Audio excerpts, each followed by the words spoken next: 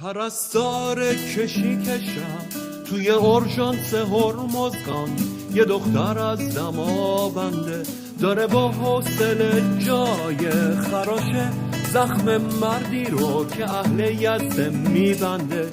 یه ترکی از شمال غرب مهندس ناظر امروز توی پارس جنوبی بود، توی آبادی کوچیک عروسی دوتا تاجیک به کردی پای کوبی بود. یه دختر از یه شهر دور تو ترمینال آزادی میونه اون شلوغی ها با حرف مرد راننده دلش یه ذره آروم شد. کجا میخوای بری بابا؟ هنوزم خسرو آواز داره تو کوچه های شهر، یاد ایام میخونه یه ماهگیر پوشهری تو لحن شرقی بندر داره خیام میخونه. وطن یعنی همین چیزا، همین چیزای معمولی که ما هم جزی از اونی.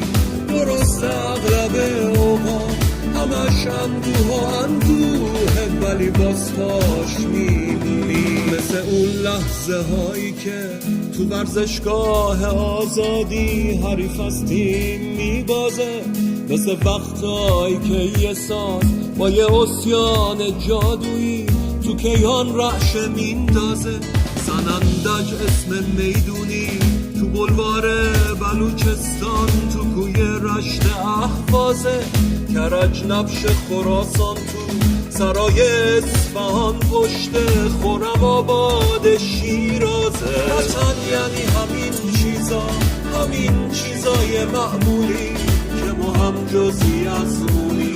درست اغلب اوقات همش اندوه و اندوه، ولی باز پاش میمونی. برنج شالی گیلان تو دیگی از مثل کرمان، رو شعله گاز خوزستان توی یه خونه نقلی داره قول میزنه قلقا. مثل قلبم واسه ایران، مثل قلبت واسه ایران، مثل قلبش واسه ایران.